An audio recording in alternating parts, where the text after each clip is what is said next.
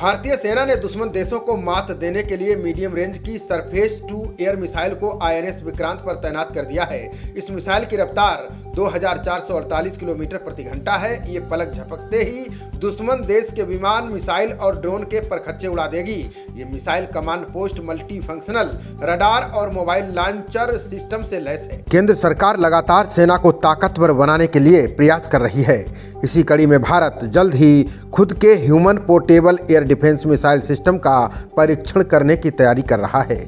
इस सिस्टम के जरिए कम दूरी पर दुश्मनों के विमानों, ड्रोन और हेलीकॉप्टरों को नष्ट किया जा सकेगा।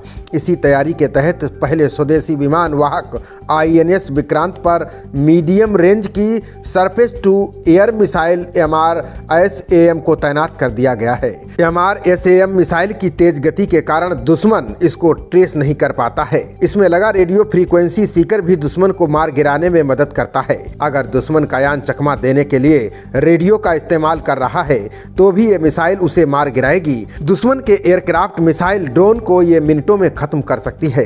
Defence research and development organisation DRDO ने इजरायली एरोस्पेस इंडस्ट्रीज के साथ मिलकर इस मिसाइल को तैयार किया है। इस मिसाइल को अब्र के नाम से भी जाना जाता है। अब्र की ताकत की बात करें तो इसकी रफ्तार 680 मीटर प्रति सेकंड है, यानी 2448 किलोमीटर प्रति घंटा है। इसकी रफ्तार ही इसको घातक बनाती है।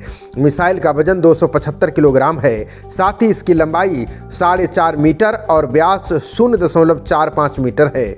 जमीन से हवा में वार करने वाली मिसाइल की रेंज आधा किलोमीटर से 70 किलोमीटर तक है। अगर इस रेंज में दुश्मन का यान, विमान, मिसाइल या ड्रोन आता है तो ये उसको नेस्त नाबूद कर सकती है। इस मिसाइल पर 60 किलोग्राम तक वारहेड यानी हथियार लोड किए जा सकते हैं। MRSAM 2 स्टेज की मिसाइल है। ये लॉन्च होने पर धुआं कम छोड़ती है। इसकी सीधी मारक क्षमता 16 किलोमीटर है, यानी INS विक्रांत के ऊपर अगर 16 किलोमीटर की ऊंचाई पर कोई भी जहाज, मिसाइल या ड्रोन उड़ रहा हो तो वो उसे पलक झपकते ही खाक कर देती है। इसमें combat management system, mobile launcher system, advanced long range radar लगा है।